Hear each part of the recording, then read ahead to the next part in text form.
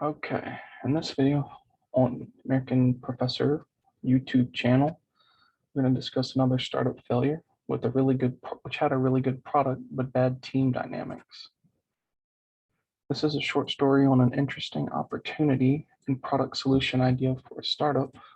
I will go over the opportunity and supply the background knowledge. Then I will go into some of the product development and a bit about how it became a one-sided, one-man endeavor, similar to how my own startup failure occurred. Here, in the case of this startup, it was centered around just one product, and it had a huge jump on the market, as at the time nothing was built for the intended use case, which I cover in this video. A researcher friend of mine created a team that included just himself and his good friend to enter a business competition at the University of Florida called the Big Idea Competition. Next, a bit about the problem and opportunity. The lead researcher thought about how rent-a-car companies often had some serious issues with the people they were renting their cars to. For example, some people would get in serious wrecks, and figuring out who is at fault or who should be blamed for the accident was the real motivation of this problem and business opportunity. And the proposed and developed solution was ingenious. Now let's talk a little bit about the solution.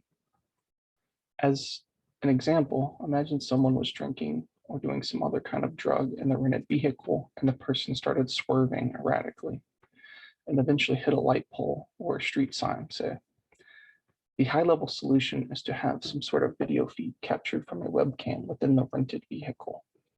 However, it's not so straightforward, as one needs a full 360-degree field of view from within the car. You could find fault with someone inside the rented car, or find fault with something occurring outside of the vehicle, if that's what caused the accident, and hence clear or make free or innocent the rent-a-car driver, which is outside of his control. In a nutshell, the proposed solution was to put 4 webcams together, oriented at 90-degree angles to each other, respectively, such that the full 360-degree field of view was obtained. All of the cameras had to be housed in a unit small enough such that it could seamlessly fit in the front of the car and not be a distraction or obvious to the driver of the rented car. Furthermore, at a technical computer science level, the frames from each of the cameras had to be stitched together by an algorithm, which the researcher designed and made to form the 360-degree video frames. If there was ever a serious accident with the vehicle, the idea was that the rental car company could retrieve the 360-degree video frames and determine who was actually at fault. This would really have helped in settlements with the insurance companies involved. Also, the rental car companies could have saved a lot of money and spent less time in the courtroom, as it would have been easier to determine who was liable for the accident and who would be paying for the damages of their vehicle. Team issues, sort of similar to my own startup failure story. Quite funny, actually, and comical. As in my video, Love sort of intervened and prevented the other team member from fulfilling his duties or obligations as a team member. This researcher's friend was supposed to do marketing and also contact the potential customers, that is the rental car companies, but as his love grew with his romantic partner, he stopped working on the business. Ultimately, the product never reached the market and no units were ever sold. So what is one to do in these types of situations? Most often, the business will just go to the graveyard. But in cases like this, where a product is finished and the business is ready to advance, I would say it would be a good idea to consider starting a new team. After the other guy quit, let him know he is fired as he did not meet his implied agreement. It is probably also important to have an explicit agreement among the teammates as to who has what ownership of the company and what each person's duties are. Having something in writing will make it legally binding if an issue ever arose.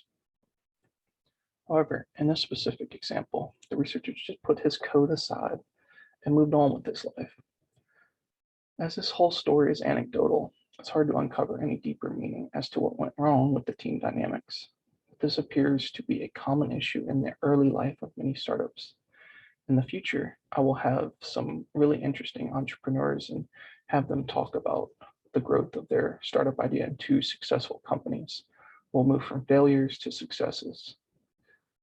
Probably each team member being in no romantic relationship is the best bet, but maybe all partners being in stable relationships would also work out well for the longevity of the startup. Let me know in the comments section if you have heard of any similar startup failures that stem from a budding romance. Another hedge against this would probably be to have at least a 3-man or woman team in case one of the partners flakes for some unforeseen reason. But having more than 3 people can lead to new issues as well, such as having executive decisions being second guessed and creating inertia or friction in the development of the startup. In this example, not only was this an innovative product and could have had a lot of success, there was no competition at the time the product was created. So having such a significant market lead would have pushed them to have a lot of revenue from sales, most likely.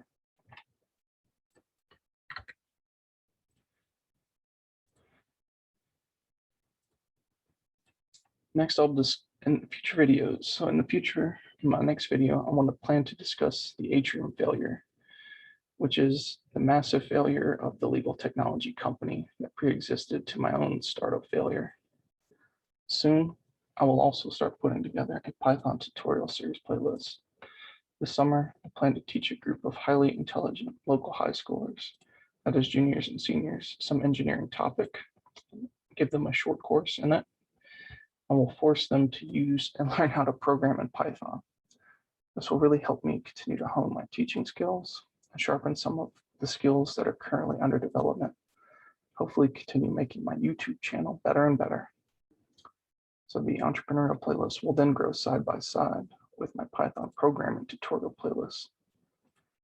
And at the end of those videos, I will start to plan and announce some guest speakers on my show. Don't forget to hit that like and subscribe button. Have a blessed day.